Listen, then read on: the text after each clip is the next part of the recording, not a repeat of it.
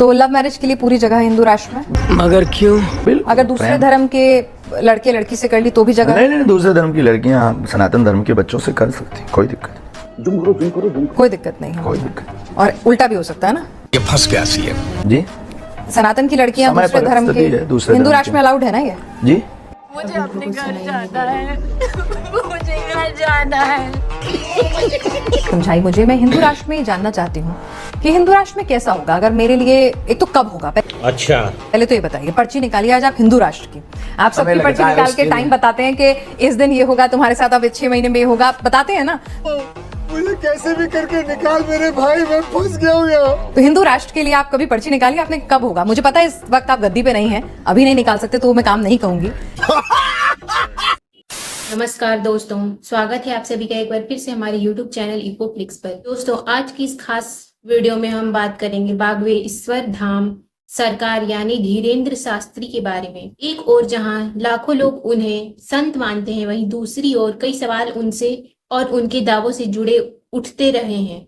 क्या है इनकी असली कहानी? क्या है पर्ची का सच? और आखिर हिंदू राष्ट्र के इनके दावों में कितनी सच्चाई है?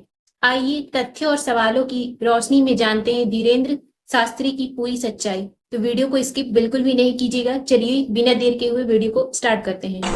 जब तक राम काज नहीं होगा तब तक कुछ। राम का कौन सा काज करना है? सनातन हिंदू राष्ट्र, सनातनियों में एकता एवं सनातनियों में जागृति और घर घर राम राज्य की स्थापना। अच्छा, राम राज्य की बात करूंगी, सनातनियों में एकता की बात आपने कही है।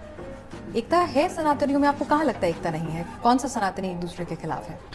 Good question. आज मैं आपसे तफसील से समझना चाहती हूँ, क्योंकि बार बार इस बात को आप अपनी हर कथा में, हर मंच से दोहराते हैं और एक मिशन की तरह से आप उसको लेकर साथ चल रहे हैं। आप कहते हैं मुझे कुछ नहीं चाहिए, बस हिंदू राष्ट्र चाहिए। कैसा होगा ये हिंदू राष्ट्र?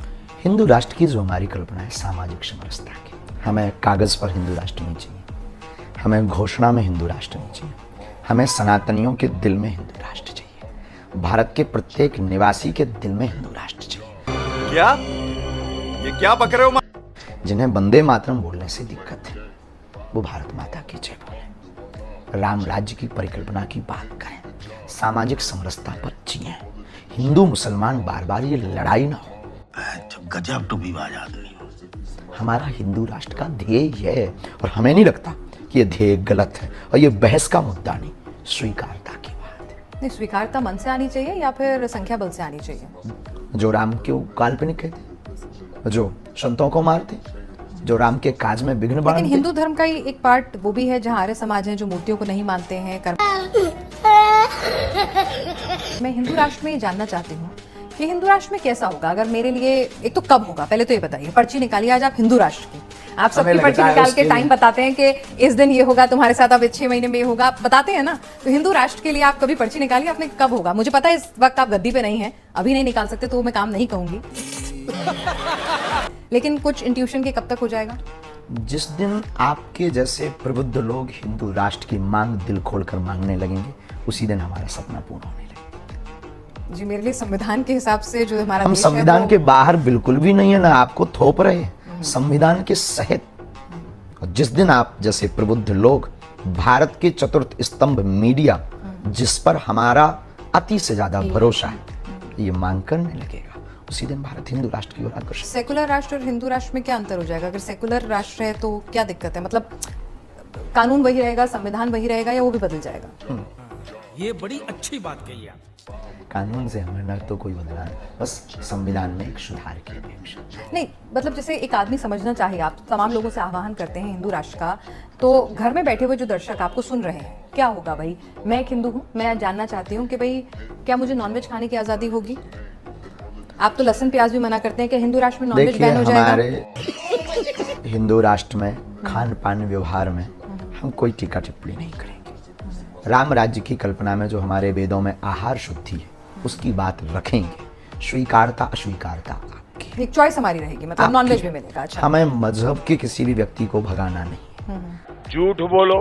हमारे हिंदू राष्ट्र की परिकल्पना में मुसलमान यहाँ रहेगा, ईसाई यहाँ रहेंगे, और भी अगर कोई थर्ड तब तक उत्पन्न हो भी जाएगा वो भी यहाँ रहेगा। सब रहेंगे, सब अपनी सब मर्जी से रहेंगे, अपनी परंपरा का पालन करेंगे। बस बार बार ये जो राजनीतिक द्वारा जहर फैला दिया जाता है, हिंदू और मुसलमान सामाजिक समरसता के नाम पर बैकवर्ड और फॉरवर्ड की लड़ाई, बार बार जो रामचरितमानस की प्रतियां प्लांटेड रूप पर वो भी से तो हिंदू नहीं चलाई जलाई ना, मतलब तो उसके पीछे कौन है, ये बड़ा रहस्य है।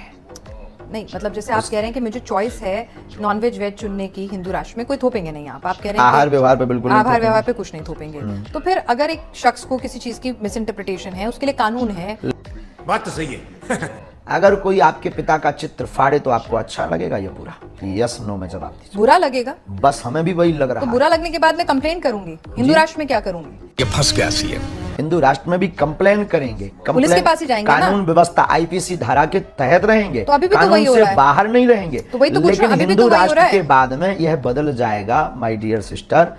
चल झूठा। चाहती हूँ कि संतों को राजनीति से जोड़ा जाता है और कहा जाता है कि कई बार आपकी जो बातें हैं, जो स्टेटमेंट है, वो कुछ पार्टियों की आइडियोलॉजी से मिलती जुलती हैं और जिसको हमारी लेकर आपका बातें बिहार में विरोध भी सनातनी हुआ था। होती हैं।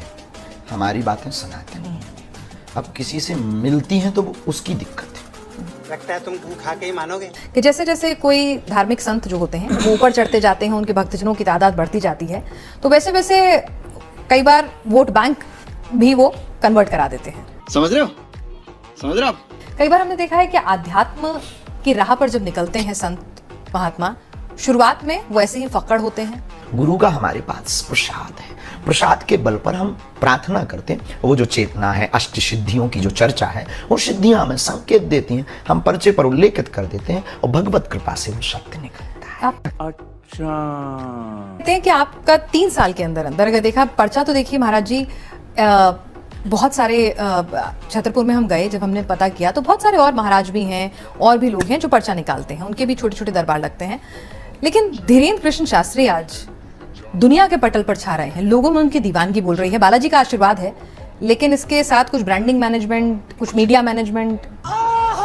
दोस्तों, आज की इस वीडियो में आपने जाना धीरेन्द्र शास्त्री और उनकी हिंदू राष्ट्र की सोच। सवाल ये नहीं है कि कौन किसे मानता है, सवाल ये है कि हम सब सच को जाने और बिना अंध श्रद्धा के सब सोचें। क्या आपको लगता है कि इस दावों में कोई सच्चाई है या फिर ये बस एक आस्था का खेल है? अपने विचार कमेंट में जरूर बताइए। अगर वीडियो पसंद आया हो तो वीडियो को लाइक करें, शेयर करें और हमारे चैनल को सब्सक्राइब कर लें, ताकि आगे आने वाली और भी ऐसी मजेदार वीडियो आपसे भी मिस बिल्कुल भी ना हो। तो चलिए फिर मिलेंगे कभी किसी और वीडियो में। धन्यवाद।